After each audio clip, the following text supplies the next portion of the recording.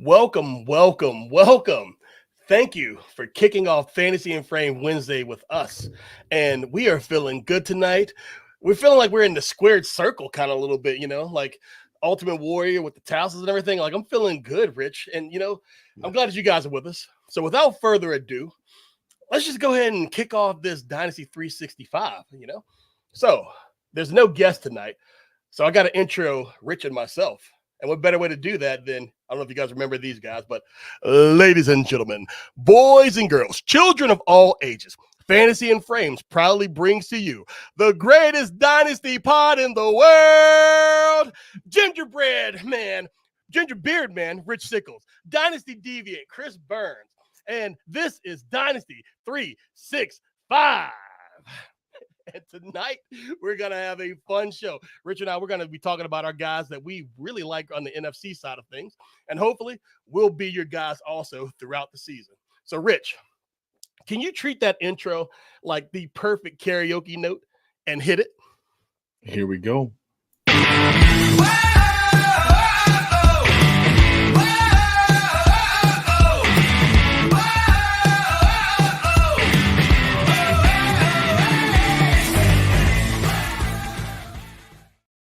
Man, I gotta say, I love the fire you bring every intro.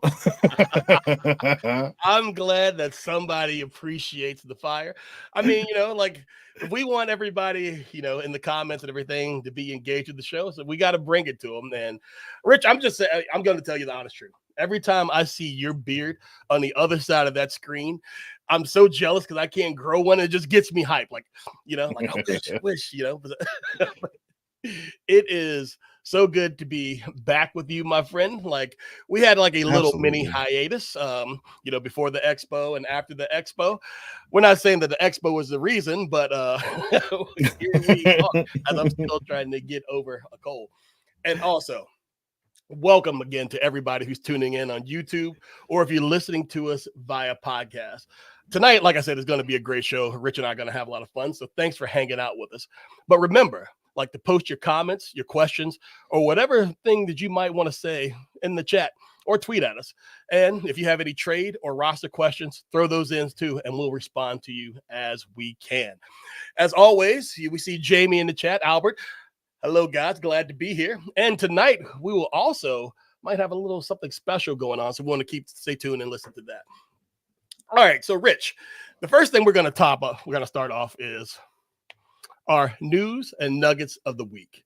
So before we kind of get into those nuggets, like I alluded to, the expo, because we haven't been on air since we've been to the expo. So it was your first fantasy football expo, correct? It was. Tell me how your experience was. It was a blast, nonstop. From the get go. I had a little bit of personal anxiety going into it, but literally everybody just made me feel welcome from the start. Getting to meet everybody was so awesome. And that's literally what there was just so many people to meet that's pretty much what my whole experience was just going from pod to pod, as Scott Fish likes to call them. He likes to call them little pods. You just go from one to the next and just say hi to everybody and introduce yourself and then move on to the next one. And it was great, man. It really was. Yes, it absolutely was great. It was my first expo as well. And, leading up to it, I was like, I'm not going to go, other things I need to do. But I ended up going, and best experience. I'm so glad that I went. And just like Absolutely. You said, it's like you were meeting all these people that you see their Twitter handles, or you see the things that they say, and meeting them. Jamie, it was awesome meeting you too. Did I meet you? Absolutely. I hope I met you, but I mean, I got to meet Jamie. Yeah, right. It was a fog. Yes, that's a great way to put it. A lot of those nights were in a fog, but for me, one of the greatest things is just people coming up to me and saying that they enjoy the show. That meant a lot to me, so I appreciate each and every one of you. But just meeting everyone in the fantasy space. You see them and you see their personalities and you're like, oh, that's a really good person. But when you meet them in person, the expectations, that you have were far exceeded because everybody was so much more nice, so much more inviting. And it was just a fantastic experience. So anybody who's paying attention now, if you have not been to a fantasy expo, you need to like get out there because it really is a great experience. You have a lot of people coming together talking fantasy. Like you love it, they love it, and everybody are just great people. So to everybody that I met, everybody that I did not get to meet, I will meet you next time. But right, was a really good time. So one of my favorite things is now whenever I'm reading tweets, I'm reading it in their voices. Yes. Like yes. I go, hey, I know what that person sounds like. Oh, yeah. Yes, absolutely. And I mean, I don't know if you guys saw the video of Rich flexing his golden pipes, though, but I mean, he got the party started that night. So, like, thanks, Rich. Karaoke's my element. What can I say? Hey, man, I mean, you were in your element. So, there we go. There we go. All right. So, another news and notes. Preseason football is in full effect.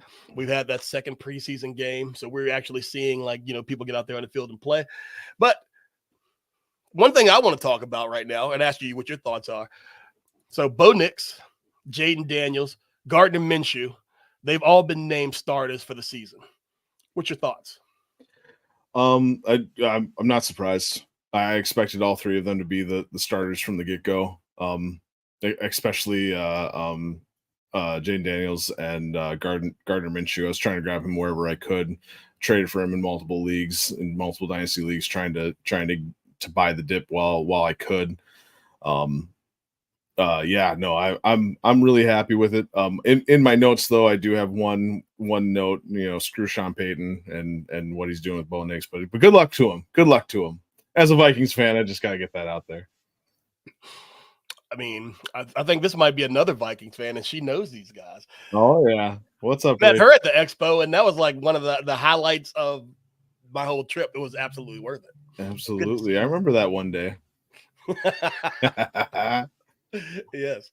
So, yeah, for me, I'm really not surprised, but really and truly, I wouldn't have been surprised if Bo Nix didn't win the job, although you think he had to. But Aiden O'Connell, I wasn't so certain that Gardner would come in there and take that spot. I really think that it's going to be great for Devontae Adams, regardless whether it's O'Connell or if it's Minshew, because both of those quarterbacks have proven that they will pepper their favorite target. Like, look what Gardner did with Pittman, and then you saw what O'Connell did last year or whatever. So I think that if you have Adams, you still could be happy about those, shares of them that you have. Absolutely. Right. So we talked about some guys, the Daniels and Nix, coming forward and they've seasoned that job going into starters.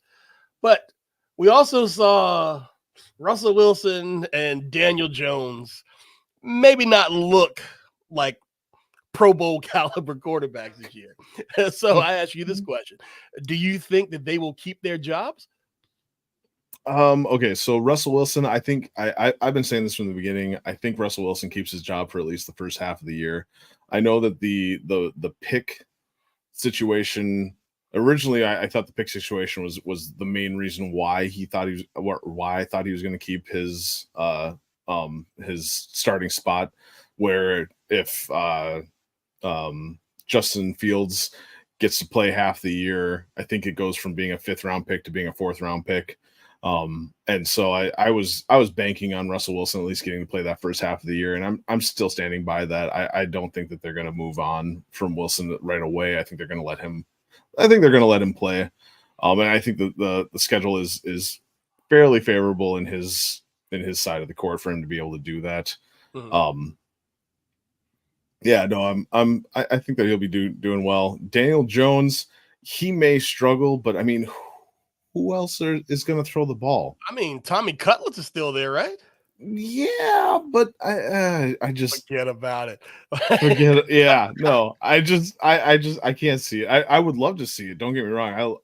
I love Tommy. He was good for the game. He was great for the game. You know what I mean? Like, he was just a great storyline, but I still think that they're gonna play Daniels as long as they can.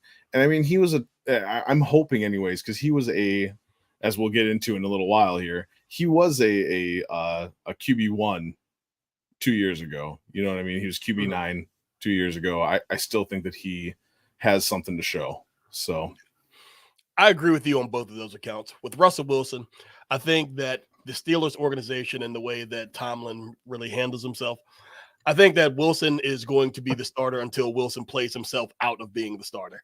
So whether that's from just extremely poor play or from injury or whatever, I think that that's what it's going to be. But I don't know if Wilson can feel very confident if he gets out to a rough start, he plays terrible, if Tomlin won't make the move with Fields looking good in the preseason and, like the Steeler faithful calling for his head. So I kind of feel that with Mike Tomlin, even though, he's had one losing season in his head coaching career or something like that. Was last year a losing season? No, it wasn't. I was going to say, has he had one? Oh, so okay. All right. They didn't. So, yeah, he hasn't had one. But I kind of feel that, that seat might start getting a little warm if they keep on being like mediocre, like they've been like the last. Right. But nobody wants to be Jeff Fisher. Exactly, except for Jeff Fisher. He kept Jeff for a long time. And with Daniel Jones, I think it's his job to lose. I personally don't believe that he is as bad as the fantasy community seems to think that he is right now. We have very short memories. Like you said, 2 years ago, he was a QB1, and then, the injury plague season, and then we didn't see him really much at all. But who knows? And when you look at what the Giants have done, is like they've tried to add some playmakers and everything to that team. So hopefully it does something, but it's just one of those things. Just curious what your thoughts were when it came to that. Absolutely. Is there anything else in the preseason that's caught your eye? Honestly, no. I haven't had time for the preseason. And it kills me. It really does. I've been wanting to get in on some of the games and watch some of the games, but just between life and everything else, I haven't had the time. So I understand. Same. All right, so getting to the next thing, like I mentioned, like I did a terrible tease. Moving into like our topic 3, like the Vampire Listener League. So the Fantasy and Frames Vampire League. It's a listener league. Stacey Perez and the Draft Show like put together and brought on Dynasty 365, which is just me because you're already on the other show, right? Yeah.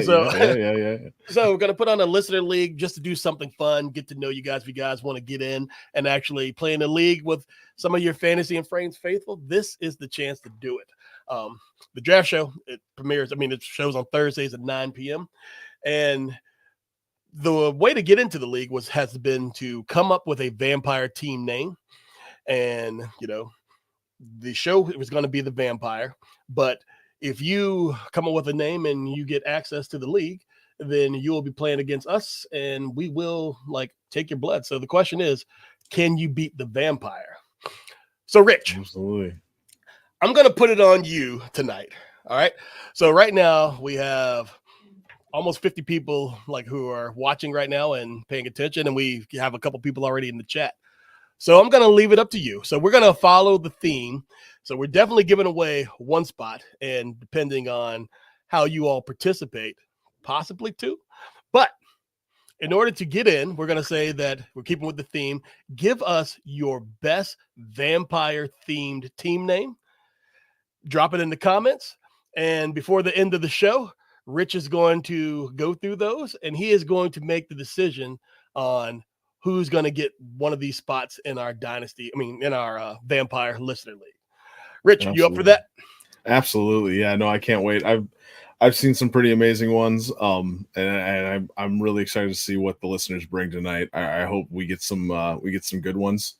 There's some, I got some on the back burner if nobody's bringing the heat tonight. But I'm hoping that they show me up and they bring something tonight. I hope so too. And so everybody right now, get in the chat, drop those team names in, and I challenge you to make me laugh in the middle of this show. If I'm in the middle of giving a take and I see something funny, I can't hold it, So let's get in there and do that. And we would love to actually have you in the league and get to know you a little better and have some fun.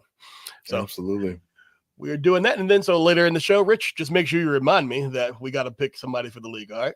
All right. And you know what they say, with great power comes great responsibility. So, Heavy You got me. my friend. You got Spider-Man's my favorite, so you got me there. You got me there. All right. Like we said at the show, we're going to be talking about today, like our guys. So these aren't necessarily like who we think are the best at a certain position. These are just our guys that we're liking. So it's not necessarily a target that we're going to get either. It's just saying our guys. So I'm trying to figure out a way to say our guys one more time, just so you understand that these are our guys. So, Rich, today we're going to be going through the NFC. Like we're going to break it down by division, and we're going to be talking about like some of our guys that we like in those divisions at those positions. So I'll come to you first, Rich. We're going to start in the NFC North, your NFC North, and Jamie, our guys. That's who it is. It's our guys. But yeah, we're going to start in the AFC North, and we're going to start at the QB position, Rich. So the floor is yours, my friend. Who is one of your guys in the NFC North? Absolutely, one of my guys, and he's been one of my guys for the last several years that I've been pounding the drum for a while now. Jared Goff, so underrated. He's cheap and he's not as cheap anymore in Dynasty, but when it comes to getting a quarterback, he's still relatively cheap. People, for some reason, just don't seem to want to buy in on him, even though the fact that he has these amazing weapons to throw to. You know, he's got Amon-Ra St. Brown. He's got Laporta. Out of camp, Jameson Williams has been sounding like he's really figured it out finally. Like I really expect Jared Goff to go off this year. And even without Jameson Williams, like Bob Lung says from the Expo, consistency is king. He's all about the consistency. I'm all about the consistency, and he's consistently a QB1 the last couple of years. He should come on the same path, continue on the same path with the receivers that he has. If anything, he should get better from where he's been. So yeah, Jared Goff has been my guy, and he will continue to be my guy in the NFC North. Okay. I must say, I'm a little surprised that you took him instead of Sam Darnold, but I mean, I get it. Well, I thought about Darnold. I got some of my guys coming later. Yeah. Fair enough. All right. So one of my guys, and it's so funny, like going into the draft process, and I don't know if it was just me being contrarian than everybody else, but he was not one of my guys, but now he kind of is one of my guys. Like I'm liking what I'm seeing. And that is none other than the young Caleb Williams. You know, so in a dynasty, you always want those young upside guys anyway. And I mean, he just got drafted. But there's more to that. Like, so there's high scoring potential with Caleb Williams, you know, because he's known for his dual threat ability. You know, he can rack up points both on the ground and through the air. And his ability to pass for touchdowns is actually, you know, pretty good. Like you saw him in college, you know, like the prowess that he has. He has elite arm talent, and he does all the things well. And I kind of think that the Bears, I don't know if they've learned from, you know, Justin Fields, where, you know, the organization brought him in and did absolutely nothing to help him. They're doing the complete opposite with Caleb Williams, you know, so they're putting together like what could be a very dynamic offense. This offense, you know, you have DJ Moore. They also paid him to make him feel good. You have Keenan Allen, like Komet's still there. The running game is, you know, so it's like, you know, and then they also brought in rookie Rome Odunze, who he's a dynamic player himself. So that offense right there is actually pretty good. And what you just said, like about consistency is king, like from, you know, the noted Bob Lung. Yeah, Williams, I mean, now he hasn't played in the NFL yet, but he has shown consistency in his performance. Like in the college career, he minimizes his turnovers, and he consistently produced big plays. Now, those big plays won't be as prevalent in the NFL, but he has that ability. And with that consistent production, he can win weeks, you know, versus just losing weeks by not showing up. So that's really good. And because of that, he has that upside, and it gives you the potential. So as a young emerging talent, he has the potential to exceed what our expectations are right now, because everybody thinks, oh, he's going to be good, but you're still kind of tempering it because the Bears were not so great last year. But you do see them turning the corner, and it looks like they will be more competitive than they've been in a long time to really make that NFC North a little more interesting, as you should say. Yeah, no, absolutely. One thing, and just to add to what, like, I completely agree with everything you're saying. And one thing to add to it, I love his ability to scramble and extend the play. Like, it's crazy what he does outside of the pocket. Yes. And beautiful thing about it, he does it and it's natural. So it doesn't seem like forced. You know, like I'm not piling on Justin Fields. I really hope he puts it together and has a long career. But when you saw Justin Fields back there, it was like he gets to the top of his, drop back, which took a really long time to get there. And he scans like a quarter of the field and then he's ready to bail because, I mean, let's be honest, his line wasn't really blocking for him and nobody was out there to really catch the ball. And he kind of had to. But it seemed a little more forced than it is like with Caleb. Caleb just seems like he has that sense about him when he knows where he needs to move and how to move. And it just looks so effortless when he does it. So that's a good point. Exactly. Absolutely. Right. So, Rich, we talked about quarterbacks. How about we talk about running backs now? And I'm going to go first since you went first last time. Yeah. I am going to talk about Mr. Aaron Jones. Have you heard of this guy? Ooh, my guy. The sombrero. Friggin' love him. Yes. So right now he is one of my guys.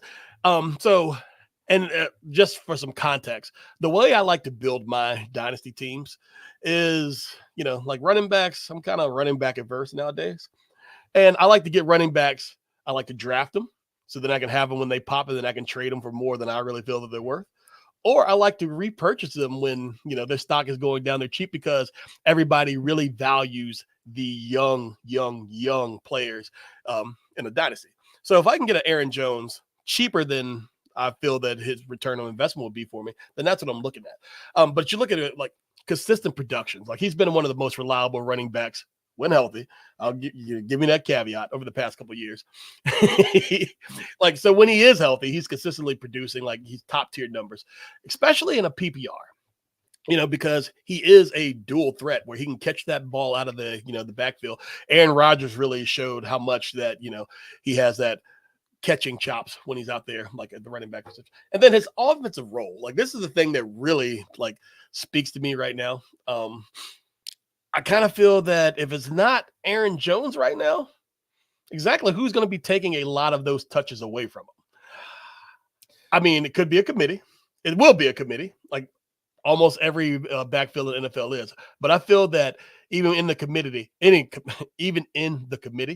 the touches that matter the most, he's going to get. They're not going to give the ball to someone else with the game on the line. It's going to be Aaron Jones. So he is my guy at running back. I wasn't sure if you'd be mad that I chose him or not. Because of the team that he plays for. Right. No, right. No, I was excited when let me just say, Ty Chandler, ladies and gentlemen, Ty Chandler. Be sure to grab him as well. Ty Chandler. Yeah. All right. Yeah. No, I love that pick. I do. And I know you're gonna give me grief for going this route. I wanted to go Aaron Jones myself, but I was like, you know what? I'm trying not to be too much of a homer in this segment. So we went a different route. We went with the enemy, and we went with Josh Jacobs. Ooh. I gotta go Josh Jacobs. And honestly, Josh Jacobs was one of just to bring it back a few years ago. He was one of the first articles that I ever really wrote an article about. Like I broke down how he played and stuff like that. And he is a 3-down back that people really undervalue. And I don't understand it. Like he is excellent in the pass game. He excels in the run game. He can do it all. And I get that, like, there's a lot of people that think that Marshawn Lloyd is going to spell him quite a bit, but I still think the Packers are going to run him into the ground. Honestly, like he is very front loaded in his contract, and so I think that they're going to play him and they're going to have him run every down. And honestly, like last year, I know it was a down year, but before that, he was an RB1. He was one of the best running backs. He's lead running back in the league. I can't stop drafting him. I love Josh Jacobs in every format. But in Dynasty specifically, I've been trying to grab him where I can because a lot of people are undervaluing him also because of his age. I like we've talked about before, you got to look at this in 3-year windows. And if for the next 3 years, if the Packers run him into the ground, I'm all on board.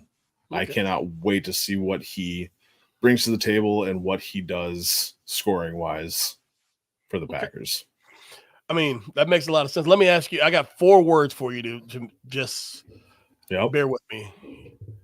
Quads of AJ Dillon. That doesn't give you any. I know you said Marshawn Lloyd, but I mean, they're saying that Dillon is in the greatest shape of his life. I love that you can't even get that out without laughing. It's one of my favorite preseason tropes. Everybody's in the best shape of their life. But. Absolutely. Yeah, no worries, no fears about AJ Dillon. I mean, I wish the guy the best because he seems like a good dude, but no, I'm not concerned about him when it comes to Josh Jacobs. That's a really good point. Round is definitely Jamie Round is definitely a shape. Yes. That's right. All right. So we're going to move on to the wide receiver position. All right. So, Rich, who's your guy wide receiver in the NFC North? All right. This is where we go to my guys. And not just because it's my guy, but my guys, the Vikings. I love Jordan Addison. I know that he is catching a lot of flack right now for the dumb things that he's done, but he's a young kid, and that's what a lot of people need to realize. He's a kid. You know what I mean? Like, I did a lot of dumb stuff when I was a kid too, so I'm not holding it against him, and I'm buying the dip where I can, where people are concerned about what's going to happen with him legally wise. I'm definitely buying the dip where I can. He was a wide receiver 2 or better 6 times as a rookie. He was the wide receiver 1 overall twice last year as a rookie. I mean, wide receiver 1, not a wide receiver 1. He was the number 1 wide receiver for 2 weeks in week 7 and week 15. Mm-hmm. And week 15 was when Justin Jefferson was back, and he still put up those numbers. So I'm all in. He definitely landed in a spot where he might not be the wide receiver 1 just because Justin Jefferson's there moving forward. But at some point in time, he's going to get out of that shadow.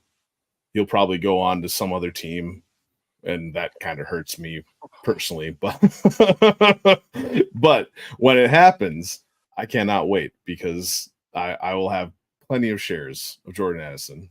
Okay. I like that.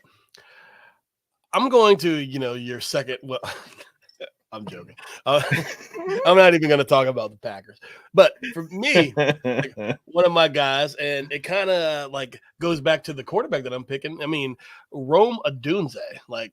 I love Rome Odunze, and I think that right now the look on him is that his production probably is going to be capped in his first year because of Keenan Allen and DJ Moore there. But I mean, let's be honest, Keenan Allen, he's played the majority of his football career already, so he's definitely on the back nine. So I don't imagine him being there long, but if I can get Odunze right now, or if he does have a down season because, the players in front of him, right, somebody's willing to move them just because they don't look in 3-year windows, like you mentioned earlier, they're only looking at this year. It's not a redraft, then it's great. So what do I like about him? I mean, he has high upside and he is a young talent. I mean, this guy's a dynamic receiver. He has significant potential. And like I said, in Dynasty Leagues, you're securing those young, high upside players. It is crucial for the long-term success. If I am getting Odunze on the cheap right now, just thinking that in 3 years he has top 12 potential, then I think I'm actually doing something. But we go back and we look at it okay, he had a strong college production and it was at Washington, but he was consistently producing impressive numbers, against tough competition, you want to say? Yeah. Okay. His ability to excel and and be competitive in a college environment or whatever, it bodes well for him to transition to the NFL. And like I said, I'm not expecting him to burst on the scene and do the things that we saw Justin Jefferson or Jamar Chase do. but I don't need that right now, especially if I'm getting him on the low. So that's just what I like. But I love, like, he has that prototypical wide receiver like build, that 6'3", 215. So he doesn't look like a Hulk like DK so much, but he's getting it done. You know what I mean? Like, he possesses that ideal size, and he has the physical attributes of a wide receiver. Like, he has the speed and the athleticism well, which is great. Not only does he have that size, but he has the versatility. He can play both inside. He can play outside also. So whether he's a slot or if he's on the outside, he can win both of those because he has excellent route running, which is something that definitely helps you at the NFL level. You look at some of the best route runners in the league, they might not be the most athletic, but that route running ability allows them to get like open a lot. You look at like someone like Amari Cooper, one of the best route runners in the league, and you look at him like, yeah, he doesn't look as imposing, as a physical specimen, but what he does on the field because of that is great. So I think that will bode well. And there's also potential for growth. Young player, he's got room to grow. He's coming in to a situation with a young rookie quarterback, and they can grow together and they can lean on each other as they mature over these rookie contracts. And Absolutely. he also has that draft pedigree, which is also pretty good. So if you have the draft pedigree, you have the size, you have the route running, and you have the football IQ, because he's a pretty smart kid also, then you have the makings of a fantasy player that I'm going to take a chance on, even though I have not seen you take a snap in an NFL yet. No, I feel that. Yeah.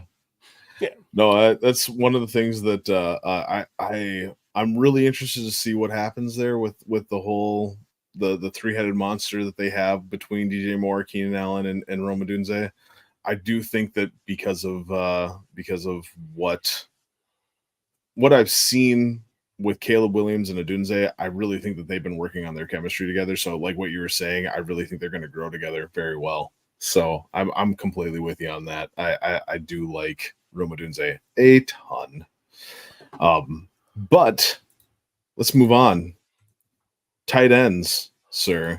Who's your tight end in the NFC North? In the NFC North, I kind of feel like I'm cheating. And all right, so here's the honest truth. This isn't my pick, but our Fantasy and Frames own Stacey Perez. Like, she threatened me and said that if I ever came on a show and did not pick Sam Laporta, that she will, come after me. Because she even got a bracelet at the Fantasy Expo that says Sam Laporta. I mean, a Laporta supporter. Look at that. Yeah. So, I feel like I'm cheating just because Sam Laporta, he burst onto the scene last year. He did amazing things. Those 10 touchdowns, 889 receiving yards. I believe it was 889. I mean, he was just doing good things, and he is in the position to do the exact same thing. All the reasons that you were touting Jared Goff as what he does, consistent and getting the ball around, and one of those targets that he has, in addition to the sun god Amon-Ra, is Sam Laporta. So I don't feel like I need to dwell on why Sam Laporta, because I feel that's pretty obvious, and everybody's like, well, duh. So right. Who's your tight end? All right, and I'm going back to the well of my guys back in the Vikings. My guy, one of my guys that I've loved for the last few years since he came out, and I there was. Let me just preface this with, there was 2 Iowa tight ends that came out at the same time, and I had a really hard time choosing between them. And Hawkinson is the one that won my heart in the end of things. I'm going to talk about the other guy in the end of things before this is all over, but I do love Hawkinson a lot. I think that he's just one of the best tight ends in the league. He really does it all. He's great at blocking. He's great at catching. Consistency. He's been a top tight end multiple years, regardless of what team he's on, regardless of who's throwing him the ball. And I think that Sam Darnold will be able to get him the ball once he's actually back on the team. That's kind of the big kicker right there. Like, how long are we going to have to wait for Hawkinson? And that's one of the reasons why he's one of my targets in the NFC North, is because I think right now is the best time to try to get him, because I think a lot of people, 1, they're down on him because of that injury, and 2, they're down on him because of the fact that they don't know what he's going to be as far as with Sam Darnold and stuff like that. I still think he's going to be a major part of the offense, so I'm buying him where I can. Oh, you're muted. Oh, I was just gonna say, like, Jamie has a very interesting question for you. Like, and Jamie, I'll tell you the answer. The reason why he's picking the whole Vikings team is because he knows that I'm on to him, that he is a closet Packer fan. And he's just trying to prove to me that because he still lives in Minnesota that he's a No. See, we're going for discounts. We're going on, and right now the Vikings, because of the fact that everybody is down on them, discounts everywhere. Discounts to be had. I mean, even JJ Jefferson is not one of the top wide receivers, despite being, in my opinion anyways, the top wide receiver. You know what I mean? Like he's still one of the top wide receivers, don't get me wrong, but he's not being considered wide receiver 1 this year with a lot of people. So I feel like you can get him even on the cheap. No, you can't. I've tried. I really have tried, because like you, like discount shopping. I like to discount shop, in dynasties, because it allows me to pay up somewhere else where I can get an advantage. But speaking of discounts, we're going to go to the NFC South, that amazing division in the NFC South. And we're going to be talking about discounts that you can get. And my guy, really because of his price, it's Kirk Cousins right now. Like, if I can get a Kirk Cousins and a Penix like combo meal, then give me the biscuit also, because I'm gonna go after that. And like, I love Kirk Cousins because he unapologetically leans into who he is. I like that he doesn't feel that he needs to change who he is, and that's just great. But if you go back and you look at Kirk's career, like, he is extremely consistent, if not one of the most consistent quarterbacks that the NFL has, like, in the league right now. I mean, he's regularly finished as a top 12 quarterback. He's always in that range a little bit, really close to it. If not, the 12, he's right there on the fringe. I mean, in dynasty leagues, having a reliable option at quarterback is what you want. So if Kirk is my QB2 in a super flex or something like that, then I'm sleeping like a baby, because I know that he's going to give me steady production. That's, he might. Well, he has been known to come out there and have those blow-up games, like 5 touchdowns, but he also, has those games where he's not throwing too many touchdowns, but he is, not multiple touchdowns, but he's giving you one, and he's giving you like decent yardage, which I can take out of that. Speaking of weapons, like we were talking about with Chicago, I mean, everybody's been telling me for a while that Atlanta has some elite weaponry, with Drake London, Bijan. There's a tight end that they have also, but I think you might know who it is. I'll ask you a little bit later. His name escapes me right now. With a new regime, like, Arthur Smith is gone. So now all these toys that the Falcons were drafting in the first round before they had a quarterback, like, they're ready to be unleashed. And who's going to be the commander of that ship? Mr. Kirk Cousins. Yep. And so he has durability, although he did get injured right now, and he's like coming back off that a little bit. But when you sit there and you think about Kirk, I mean, Kirk is one of the smartest guys in the NFL, not only for like how he processes what's happening on the field, but you go ahead and look at off the field stuff. Like, his contract, like, negotiations have been masterful. Like, he is one of my favorite players all time, just because he has secured so much more guaranteed money than anybody ever would have thought of, because he's making his contract guaranteed before guaranteed contracts have really come to a thing in the last couple of years. Kirk was doing that after he left in Washington. So I like the guy. You can't have Kirk. So who's the QB you're taking in the NFC North? I'm going with the NFC South. I'm going with my guy. Right. Kirk confuses you with the NFC North. I get it. I get it. Being a Vikings fan. My guy in the NFC South is the same guy that I was banging the drum for last year coming out of the draft, Bryce Young. This is a bit of a cop-out, since this was my answer for last week, or the last show that we were on. I almost said last week's show. It's been a couple weeks. But no, I love what the Panthers are doing around Bryce Young. I really love the coaching with Canales, what they've done to protect him with the offensive line, what they've done to get him weapons, which we'll talk about a little bit more in a little bit here. Okay. But I really love what they've done, and I think that he is set up for success, or at least more success than what he had last year, which right now, honestly, their only way to go is up, right? Absolutely. I hope that's the only way to go.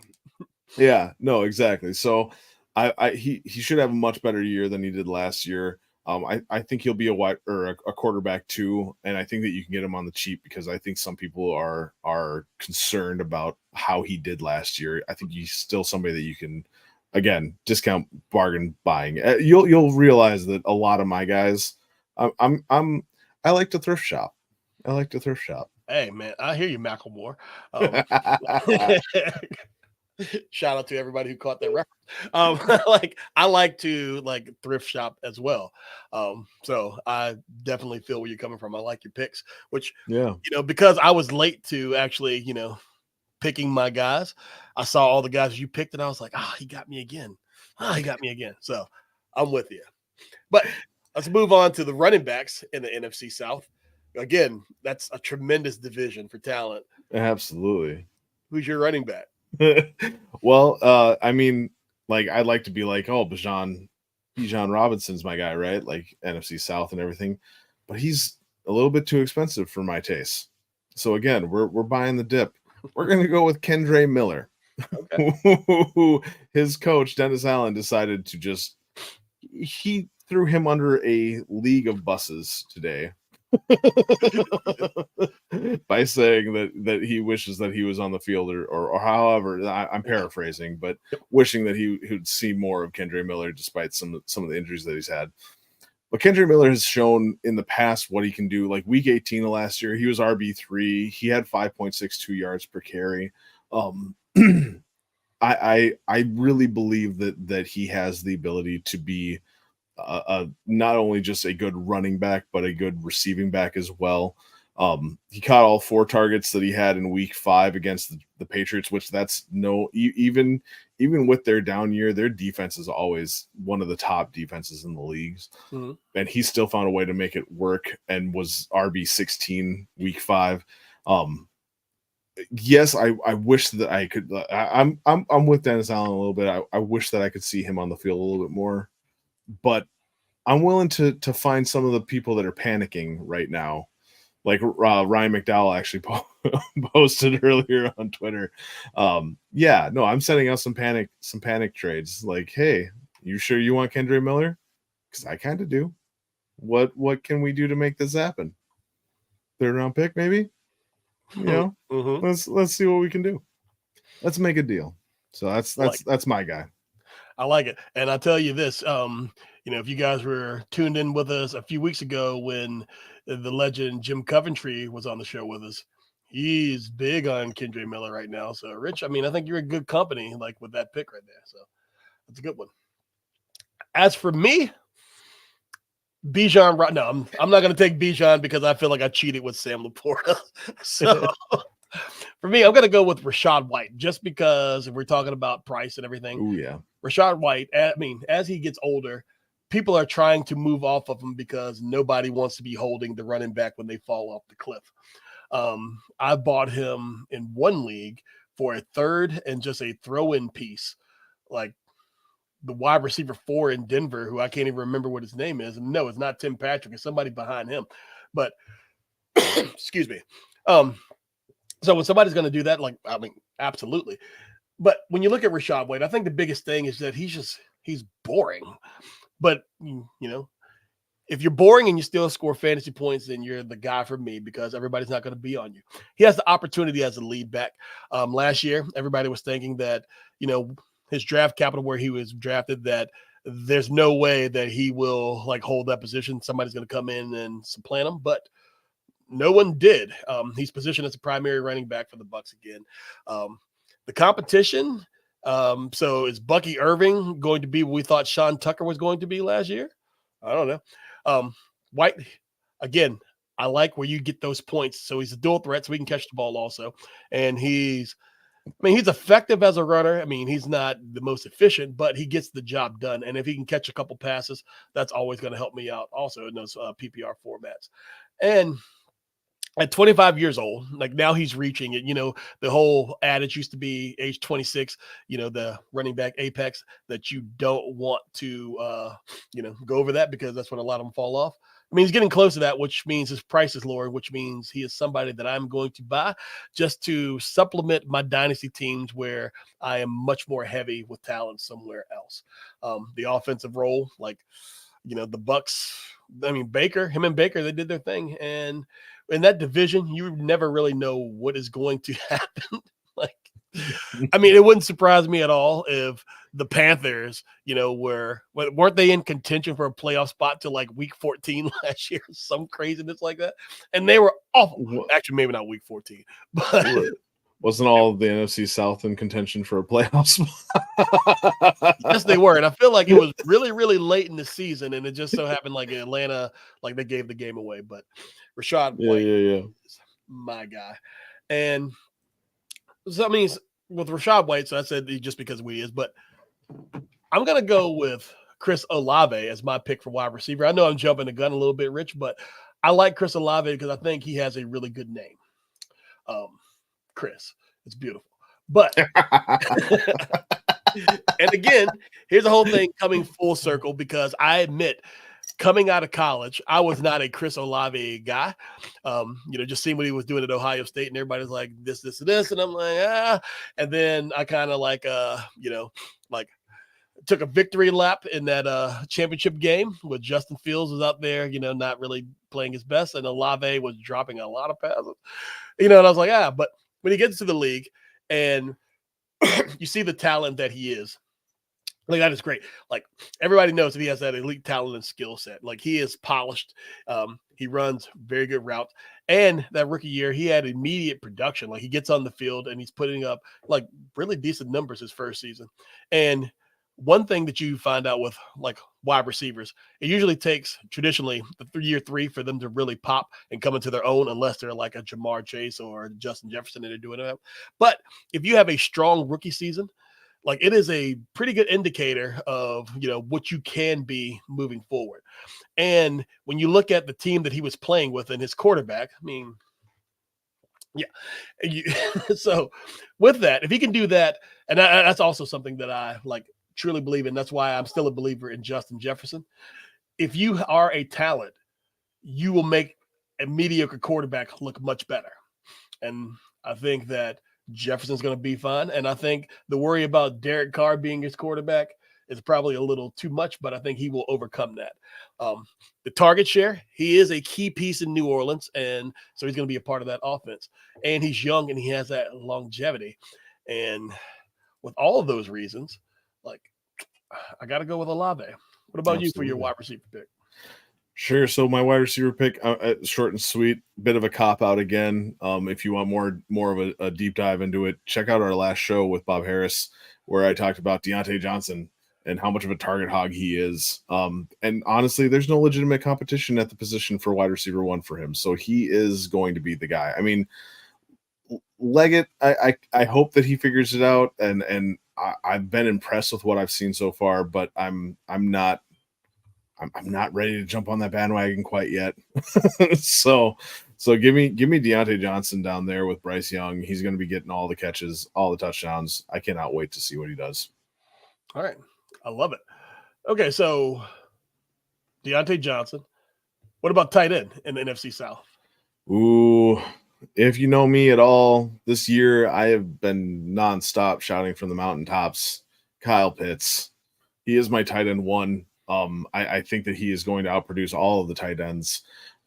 Cousins loves his tight ends as it is, and Kyle Pitts is a generational talent. I was going to say that earlier when you were talking about all the weapons that Cousins has, like Bijan Robinson, generational talent. Kyle Pitts, generational talent. And I think Kyle Pitts is going to have a great year with Cousins right now, especially with the new coaching staff. Arthur Smith is finally gone. Praise the Lord. I expect him to find where he was left off in his rookie year, and I think he's going to blow up. I really do. And so Kyle Pitts. And I know you're with me. Well, I'm gonna tell you right now, yes, I'm with you only because for this exercise, if I'm looking at tight ends in the NFC South, I really don't want any of them. That's fair.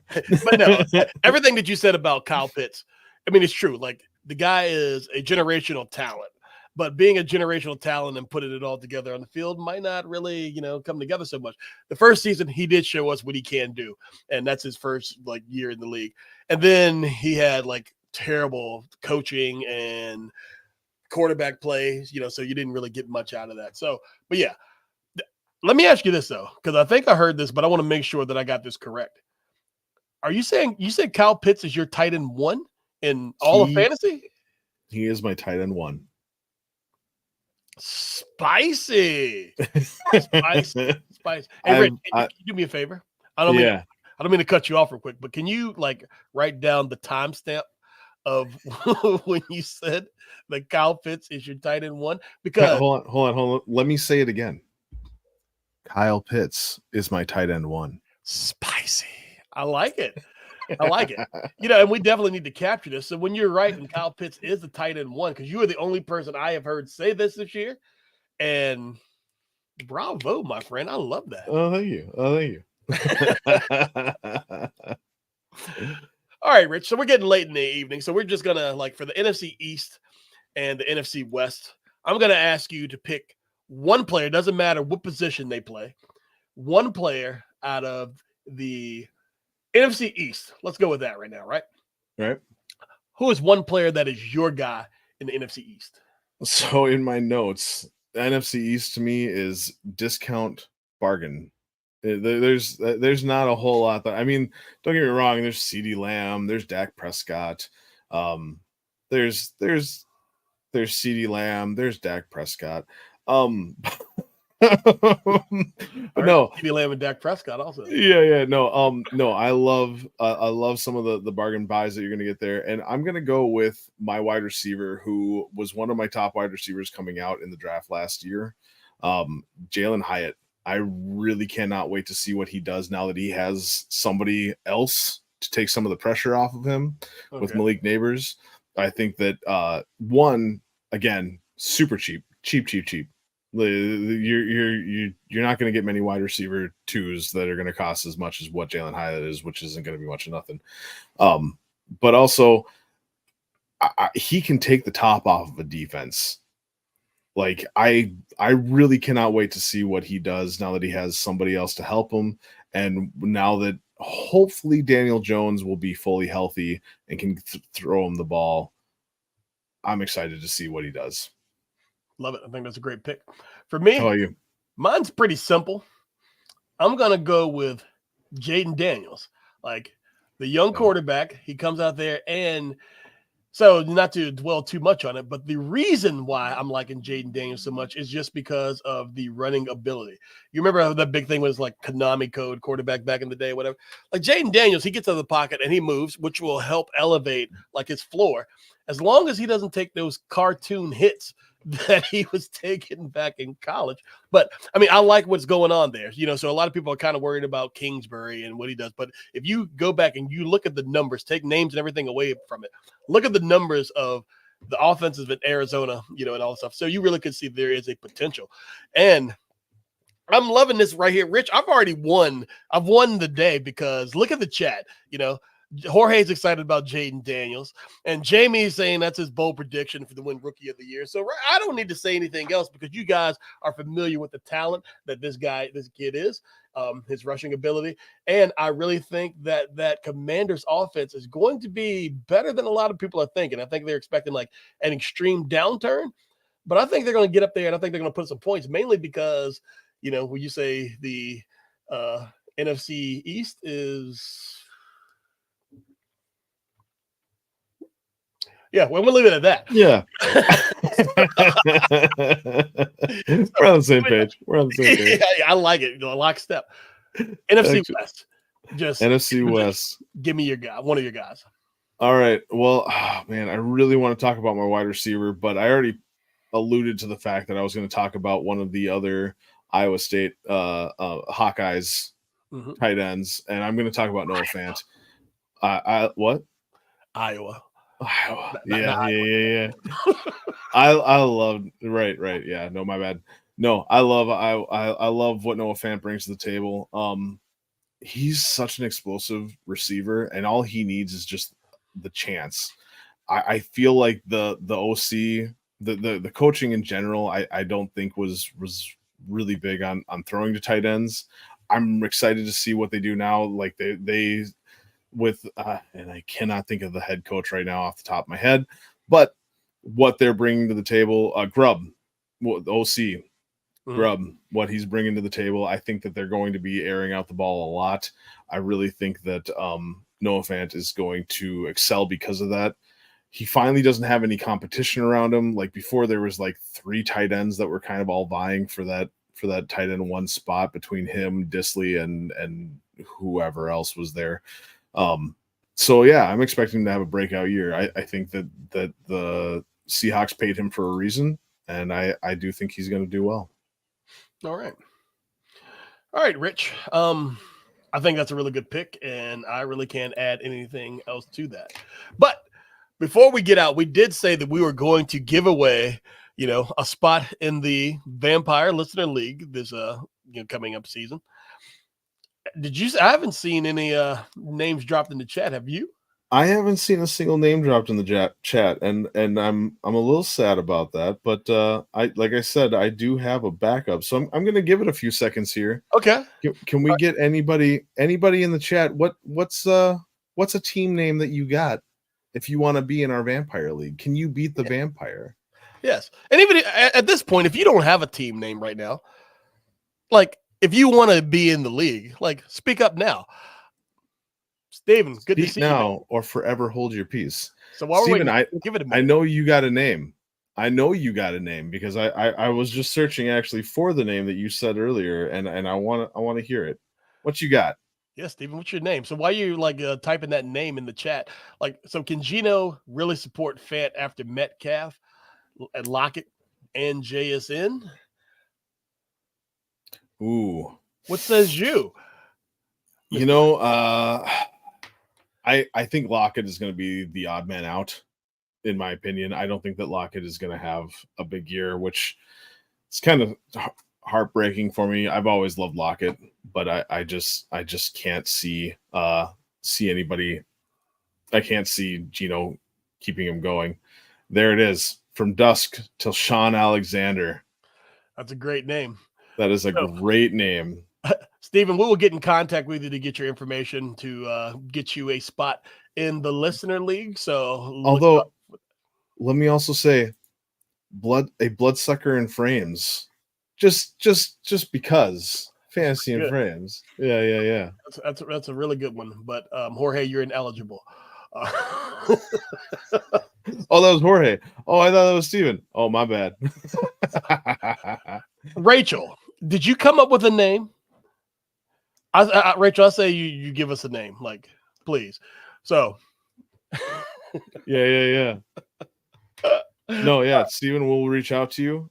Definitely awesome to have you on board. Cannot wait for this to start. I'm so excited for this Vampire League. Yes, Steven, I just can't wait to just suck the blood from all your delicious players when we, take them all from your team, because we are going to, that's what it's all about.